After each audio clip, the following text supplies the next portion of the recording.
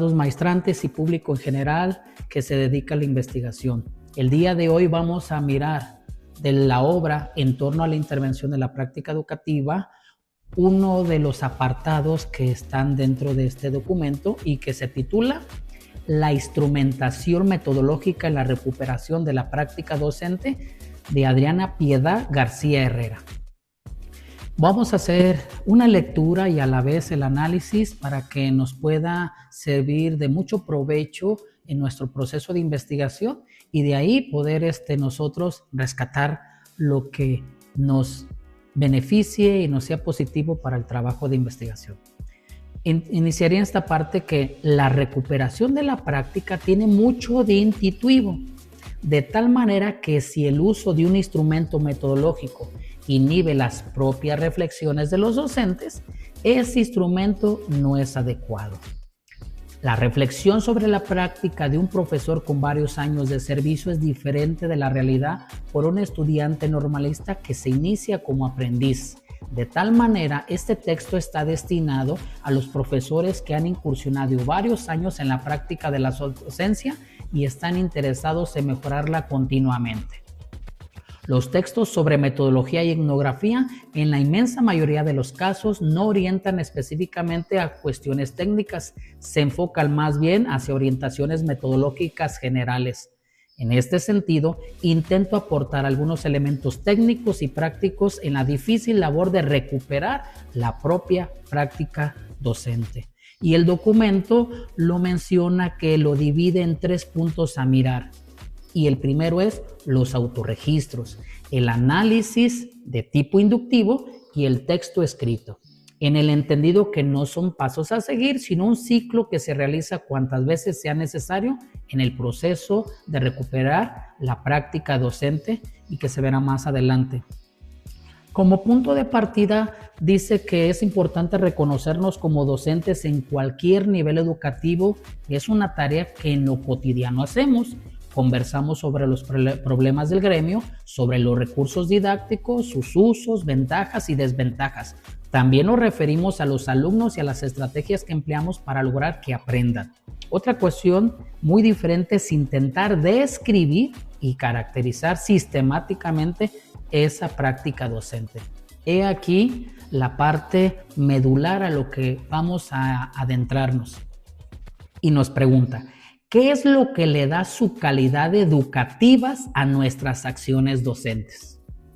En términos de Basres, la intencionalidad y la objetividad. Es importante analizar que muchas de nuestras acciones frente a grupo tiene que ver la intención y el objeto por el cual se hace. Esto es el propósito de modificación de los docentes y alumnos que se reúnen en una acción educativa, así como la posibilidad de hacerlo solo en los comportamientos observables. La lógica de esta práctica se puede explicitar a través de las intenciones del docente, del proceso que se sigue en sus sesiones de clase y el producto generado. En un video distinto de un autor de apellido Martínez, habíamos analizado sobre la práctica docente, sus constitutivos y una mirada. Ahí él hacía referencia precisamente a esas intenciones que tienen las acciones del docente y lo explica muy bien, que es precisamente lo que va definiendo en parte nuestra intervención y que no debemos de perder de vista, porque eso de mirar estas acciones se van obteniendo categorías y nos explicaba que había de primero, segundo y tercer nivel. Solamente para recordarlo y poder hilarlo con esto. El docente, al interactuar con sus alumnos, tiene una idea en la cabeza sobre los procesos y productos que quiere propiciar en ellos. Ese propósito tendrá que traducirse de simples actividades a auténticas acciones educativas, o sea, concretamente en actividades encaminadas a lograr lo que se ha propuesto. ¿En qué medida es posible observar el proceso mediante el cual esas actividades que surgen de intenciones previas se convierten en acciones educativas?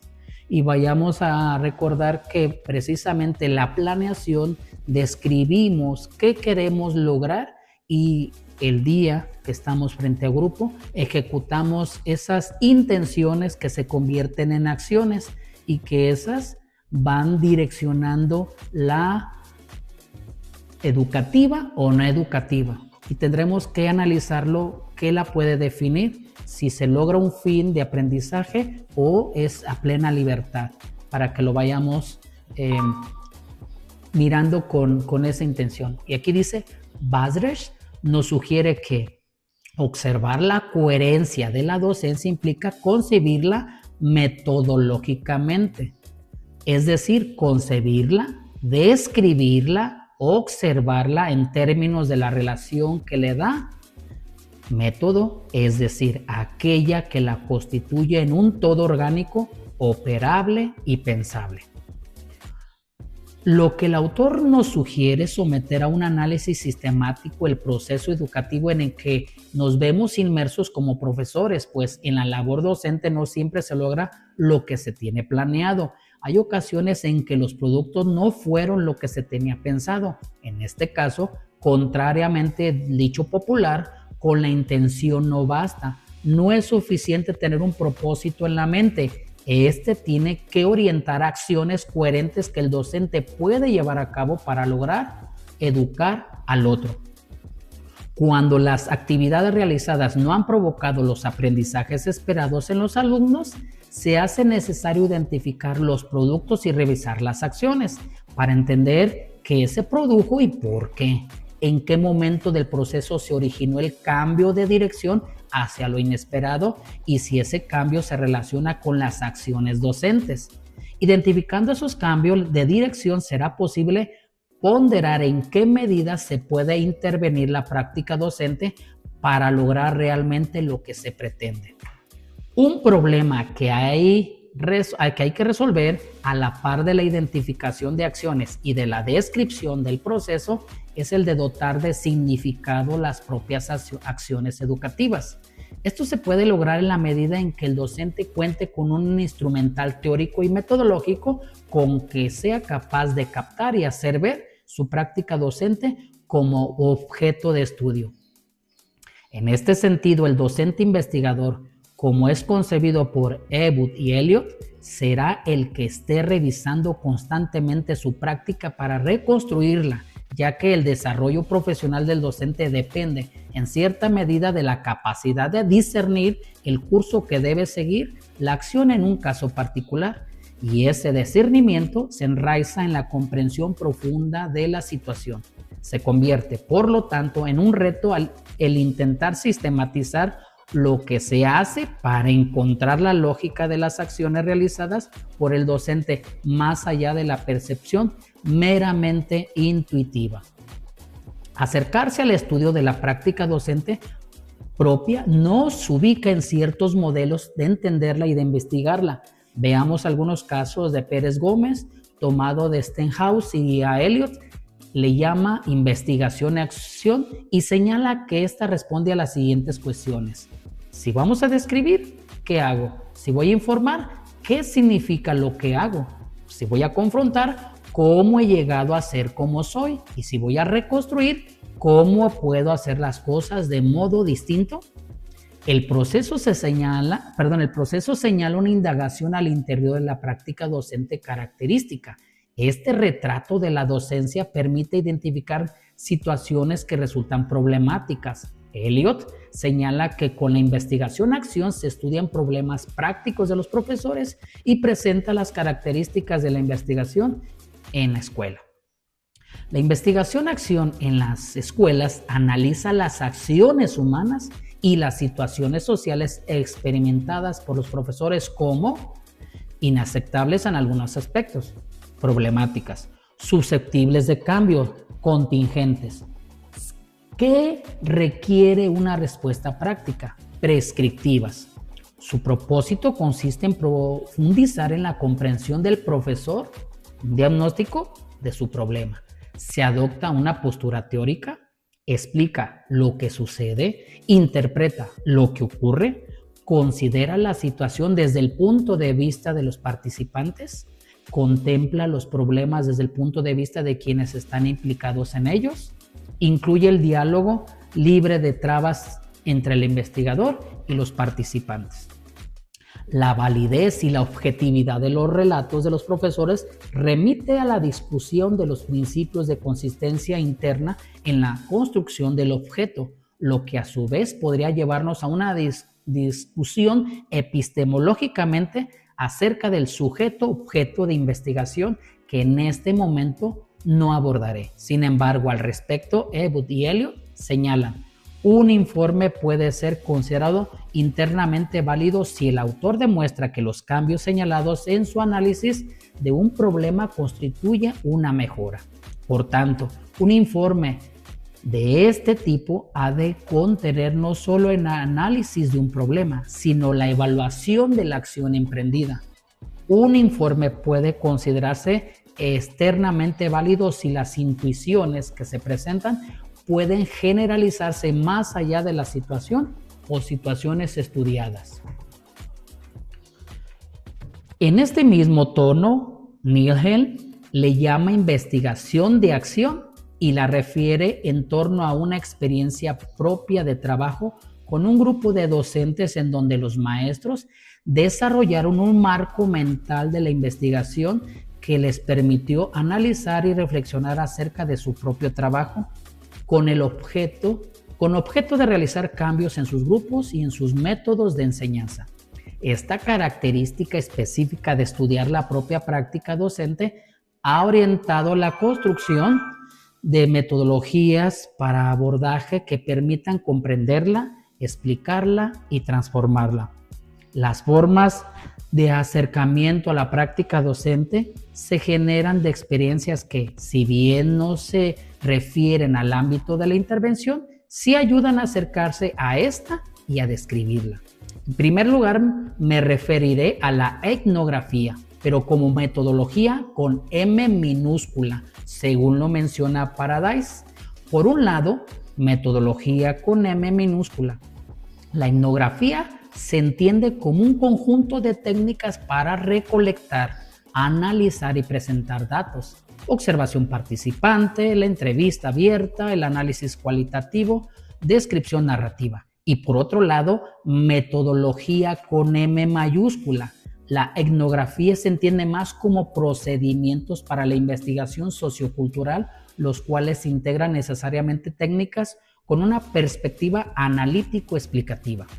La posibilidad de utilizar la etnografía con M minúscula en contextos distintos a los que le dieron origen de válida siempre y cuando se maneje de alguna explicación teórica que sea concordante con la perspectiva interpretativa y holística que la define como metodología. No obstante, si tiene que existir y presentarse alguna explicación teórica que permita hacer sentido de la descripción y que a su vez se sostenga por la descripción. Paradise. En este sentido, el docente que investiga su propia práctica no hace etnografía con M mayúscula, como lo hacen los investigadores que observan a otros docentes y describen esas prácticas para explicar a los distintos procesos que generan ellas, como por ejemplo Carvajal, Hernández, Rodwell, entre otros que se han desarrollado en el Departamento de Investigación Educativa del CINSTEBAN. El docente que investiga su práctica utiliza la etnografía con un recurso metodológico con M minúscula, esto es, con una forma de acercarse a la realidad educativa, pero dentro de marcos explicativos distintos al enfoque sociocultural característico de la antropología. Un ejemplo es el estudio de Mejía y Sandoval, que orientan y asesoran de manera muy cercana a un docente de educación superior utilizando la observación participante dentro de un contexto explicativo orientado a la psicología.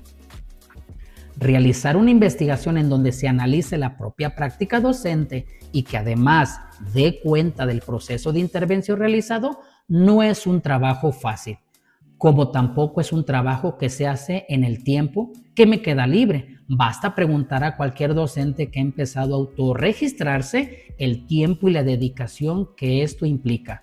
La ventaja que tiene es que, bien logrado, se conformará un retrato de la labor docente que se podrá intervenir de manera fundamentada.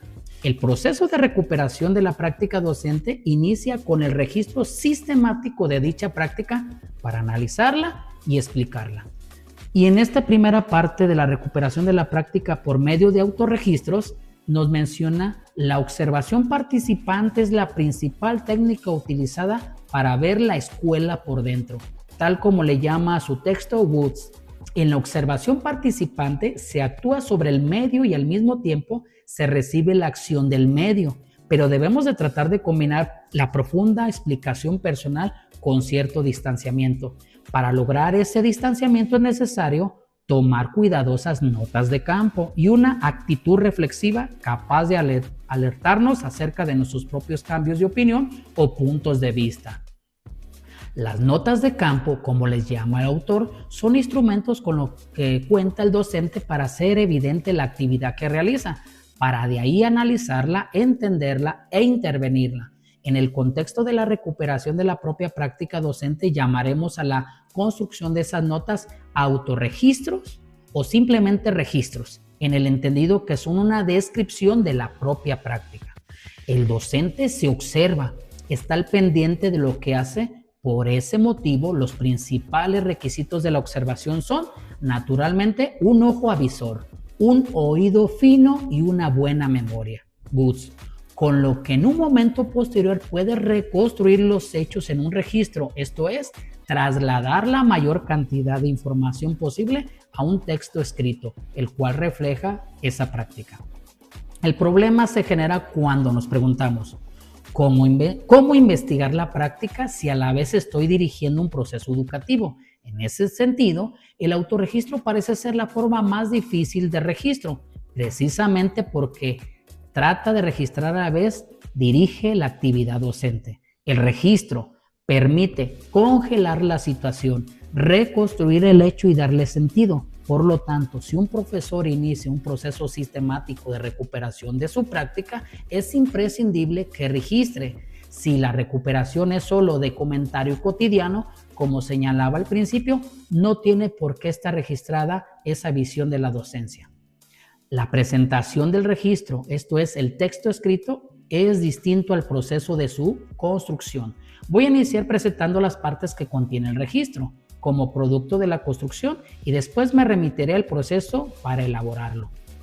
La primera regla que tiene que cumplir el proceso de registro es no valorar o calificar, esto es, se tiene que dar cuenta solo de los hechos, de lo que ha pasado en la sesión de clase. Esta descripción no es fácil al principio, pues en general estamos cargados de prenociones que nos orientan más a evaluar las situaciones que a describirlas. Sin embargo, es necesario ir logrando poco a poco describir los hechos en un momento posterior si será posible valorar la pertinencia de las acciones educativas, esto es, se hará en el proceso de análisis como lo veremos a continuación. De los elementos que contiene un registro, sin que sea la estructura única de elaboración, propongo la organización del registro cuidando que estén presentes los tres elementos siguientes. Y ya nos menciona aquí, por ejemplo, sobre la ubicación, que es la intención es parte de señalar las condiciones en las que se realiza el registro, pensando en cualquier persona que lo lea debe saber de qué se trata, quiénes participan en la sesión, en qué grupo se encuentra, etc. Esta parte es la inicial de registro y los datos a colocar dependerán de las necesidades que el docente tenga al hacerlo. Y les muestro el ejemplo que nos deja la lectura.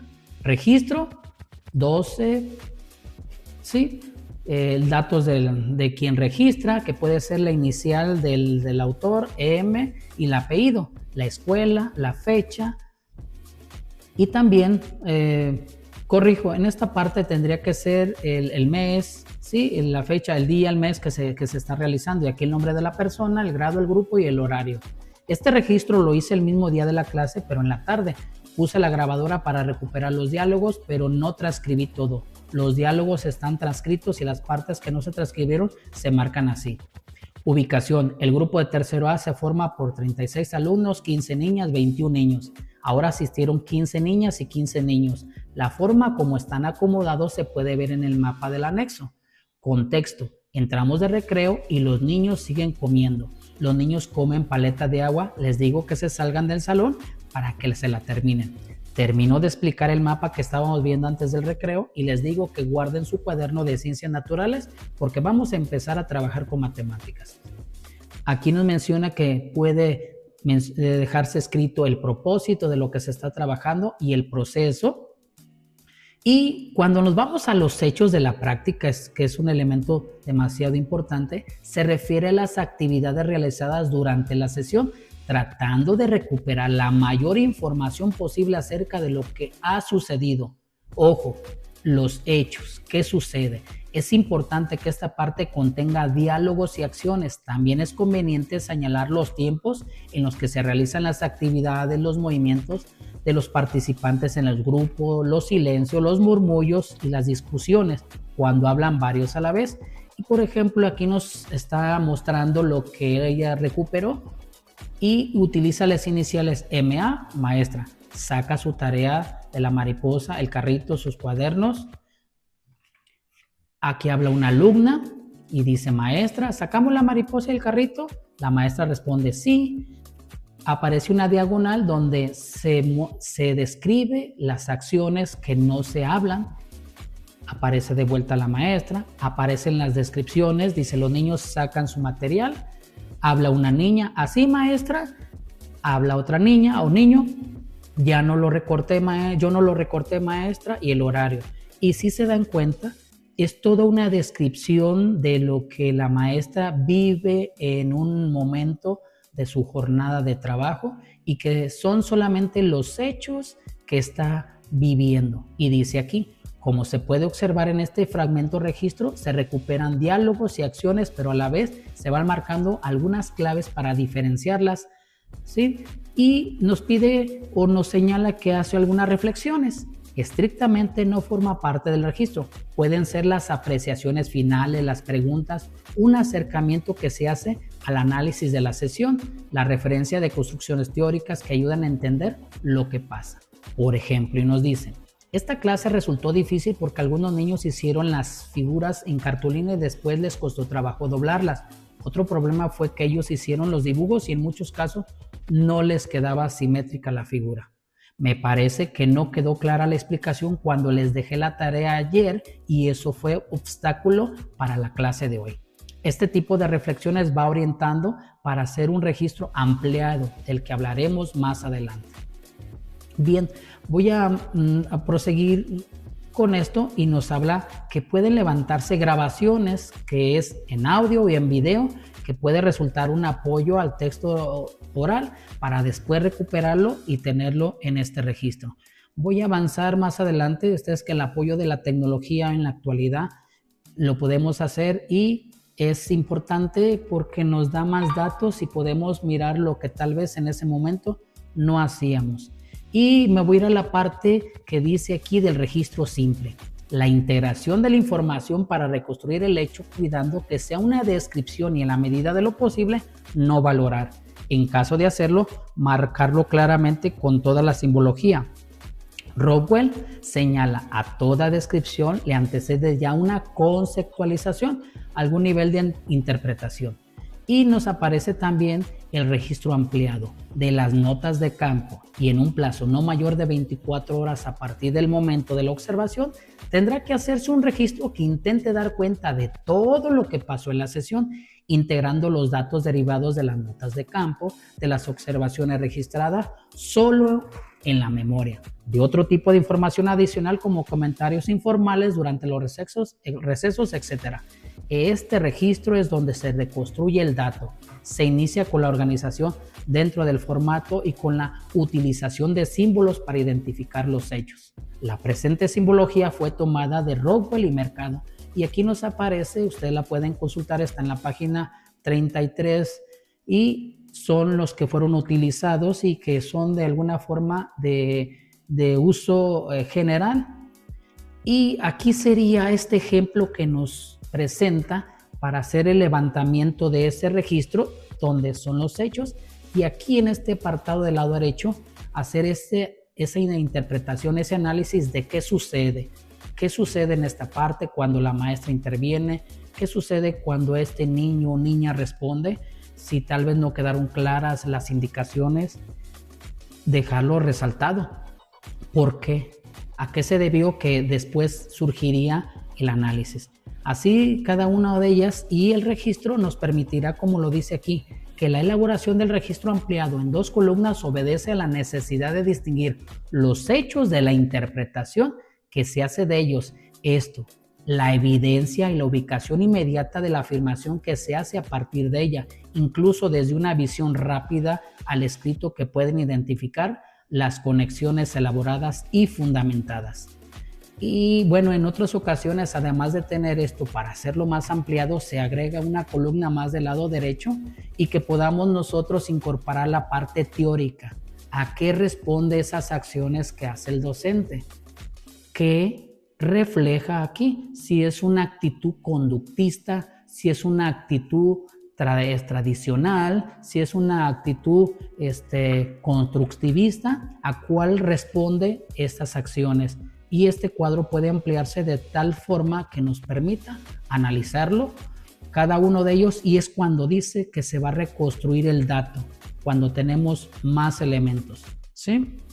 Y entonces dice, ¿qué otro recurso para recuperar la práctica son las entrevistas concebidas por Gubbs como conversaciones o discusiones en lo que indica mejor un proceso libre, abierto, democrático, bidireccional e informal, y en el que los individuos pueden manifestarse tal como son sin sentirse atados a papeles predeterminados? Y nos hace una precisión: el docente que investiga su propia práctica está alerta a las conversaciones informales que cotidianamente se dan en la labor docente, ya que el sentido en que las plantea Gubbs, estas son entrevistas que pueden proporcionar información relevante en el intento de entender lo que sucede en la propia práctica docente.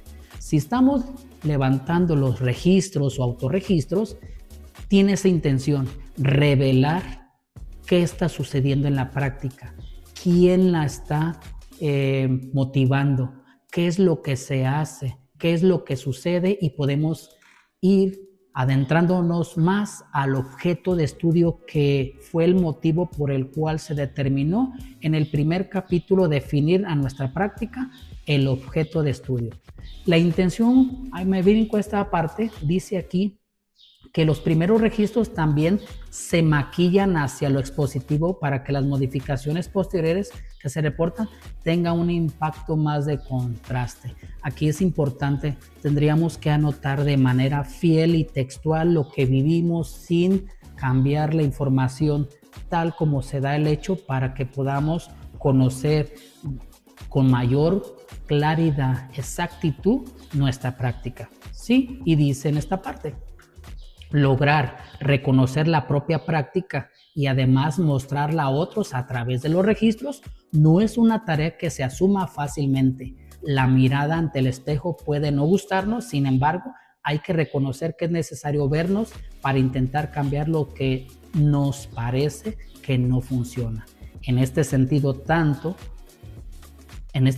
en tanto no controlemos el deber ser, no será posible ver el ser.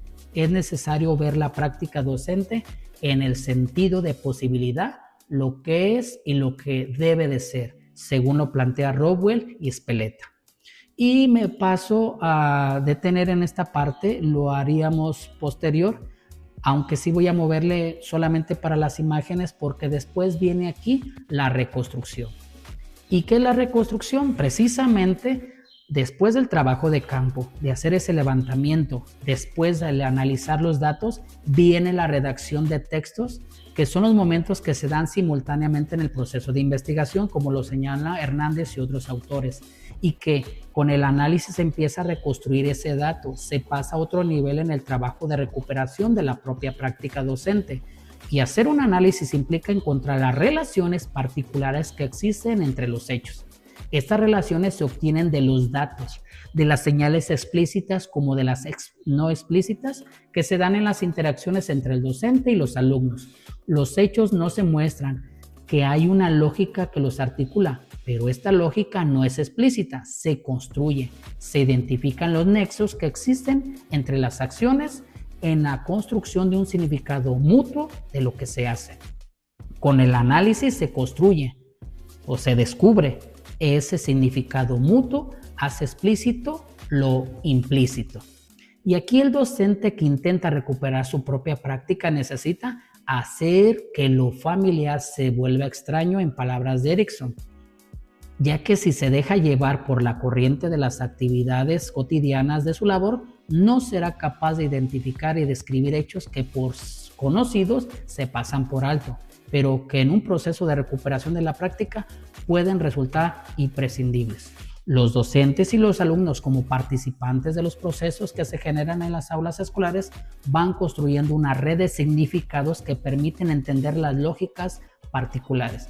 ¿Qué quiere decir esto? Que solamente mirando cotidianamente y conociendo en ese grupo en específico donde interactúa docente y alumnos, existe una conexión, una relación significativa de sus actos, de sus acciones, y que solamente el mismo docente puede irlas conociendo por qué se dan de esa manera, de qué otra forma, en otro contexto, cambia esa relación. Y entonces aquí me voy a brincar esta parte que dice aquí. También esta idea la encontramos en Erikson, cuando señala como criterio básico de validez de los métodos cualitativos los significados inmediatos y locales de las acciones según se definen desde el punto de vista de los actores. ¿Por qué es importante el significado que le otorgan los hechos, los sujetos que participan en ellos? En el proceso de recuperación de la propia práctica docente es importante entender cómo se implican los sujetos en la construcción de significados compartidos.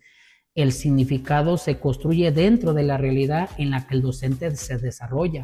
En este sentido, se trata de saber qué significado le atribuyen él a las acciones que realiza, pero por otro lado, qué significado le atribuyen sus acciones los sujetos con los que trabaja. Veíamos en la propia lectura que les mencionaba de Martínez en otro video que también está en la página, donde se analizaban esas acciones y que esas acciones iban a conformar categorías y que esas categorías hablaban específicamente de esa labor de intervención, de su práctica, que era muy distinta a otros más. Y dice aquí, la construcción mutua del significado en un contexto en donde un sujeto o el docente orienta a otro, al alumno en su formación, es lo que va orientando hacia la realización de las acciones educativas. Descubrir el resignificado de las acciones requiere un proceso de análisis. Para ello, primero es necesario contar con registros que permitan obtener información. Muchas veces suelen preguntar que cuántos registros se necesitan. Se necesitan tantos como puedan dar cuenta de lo que sucede en el grupo, de las interacciones, de las acciones que el docente hace en diferentes momentos. Se recomienda al inicio de la jornada, después del recreo, antes de terminar, utilizando los campos formativos, cómo me desempeño en un campo formativo, cómo me desempeño en otro, a ver si actúo de la misma forma. Entonces, esto con la intención de ir dando cuenta de cómo me comporto de manera general en diferentes escenarios y en diferentes momentos. Y aquí es importante el análisis del registro ampliado con las columnas que anteriormente ya mostraba, para que puedan mirarse qué es lo que sucede, por qué sucede y qué se hace. Y me brinco a esta página que en este caso es la 41. Miren que en el análisis de este registro puede pasar de esta manera. ¿Cuál es el propósito de la actividad? ¿Qué es lo que hace el docente? ¿Qué es lo que hace el alumno? ¿Y cuál es el resultado que de ella tiene? Esto sería una matriz más que nos permite identificar cuáles son esas acciones y pueden mirarse las que son educativas, las que no son educativas, para poder adentrarnos más al conocimiento de nuestra propia práctica. Y me voy a esta parte importante. Para llenar la matriz se puede hacer lo siguiente: recortar el registro en eventos, esto es, marcar bloques de actividad similar que orienten hacia la identificación de distintos momentos en la clase. ¿A qué se refiere con el recorte de eventos? ¿Cuáles acciones que se están dando en el grupo están tienen coincidencia, como puede ser cuando un docente está llamando la atención, cuando da indicaciones, cuando habla de disciplina, cuando está evaluando. Esos serían de alguna forma esos bloques que más adelante le dice organizar el proceso en unidades de interacción localizadas en el registro, ubicando las realizadas por el docente y las realizadas por los alumnos. Está ahí muy claro. Tercera, señalar el propósito explícito y descubrir a partir de las interacciones el propósito implícito en el bloque de cada actividad. Si lo que se pide por el docente se entiende por los alumnos y de verdad tiene esa coherencia interna, porque a veces se da una indicación y los niños atienden y hacen otra cosa. Identificar la lógica de la actividad. En este punto es donde se puede ir reconstruyendo el concepto de la acción educativa. En la medida en que exista coherencia entre los propósitos, los procesos y los productos, con una lógica en donde un sujeto, el docente, ayuda en la formación de otro, el alumno, es posible identificar las acciones como educativas o no educativas. Bueno, pues entonces hasta aquí vamos a hacer un alto y leo por último esta parte, que es lo que corona. La relación que se establece entre los tres elementos del análisis no es el sentido de insumo, proceso y producto, como una relación lineal de producción, sino en la orientación hacia el contenido y significado de las acciones. Se trata de hacer explícito lo implícito en esta relación.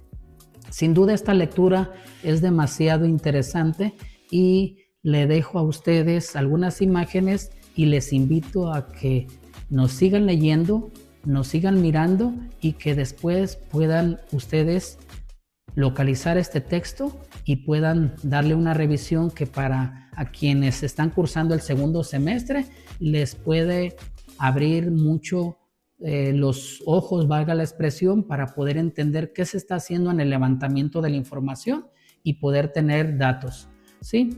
Aquí hay una parte que me gustaría no dejarla pasar, donde habla caracterizar. Esta es una de las posibilidades de análisis que tiene esta matriz. A partir de identificar las actividades que se realizan regularmente en los hechos registrados de la práctica, se puede reconstruir una práctica típica del docente, una práctica que lo caracteriza. Nosotros en la investigación sacamos categorías y características. ¿Y qué es esa característica? Es esa práctica típica del docente. Dice, este proceso de caracterización se puede construir en distintos momentos de la recuperación de la práctica docente y contrastar en su evolución por medio de otra matriz similar. Y cuando hablamos de caracterizar es ¿qué te identifica? ¿Qué te hace diferente de los demás? ¿Qué de forma particular tú tienes? ¿Eres un maestro flexible? ¿Eres un maestro rígido? ¿Eres un maestro tolerante? ¿Cómo es? Y en tus actividades, tu forma de proceder es amable, es recia, es fría. ¿Cómo es? Y eso, al descubrirlo con estas categorías de las acciones, entonces te está caracterizando. Pues creo que nos deja mucho aprendizaje y hasta aquí vamos a hacer un alto. Les invito a seguirnos, que vamos a ir mirando más lecturas e irlas compartiendo por este medio y les pediría que nos den seguir para que crezca nuestra comunidad y nos sea de retroalimentación en nuestro trabajo de investigación. Si tienen preguntas, dudas, pueden dejarlas aquí en los comentarios para poder nosotros responderlas y nutrirlas para que sea este diálogo bidireccional. Último, ahora sí, la interpretación necesaria en el análisis. Como se ha señalado anteriormente, al hacer un análisis es necesario interpretar. Frecuentemente se escucha la consigna de no interpretes. Esto es válido cuando el docente que investiga su propia práctica se encuentra realizando registros, pero en el proceso de recuperación para buscar significados es necesario que interprete. Y aquí la consigna se convierte en lo contrario. Si no interpretas, no estás construyendo.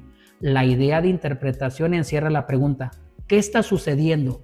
¿Cómo los datos no responden directamente a la pregunta? Es necesario que el docente que revisa su propia práctica, construya la respuesta, es decir, que proponga la explicación al hecho que está analizando, que señale lo que él crea que está pasando y lo someta a prueba a través de la búsqueda de evidencias empíricas en registros y en la teoría.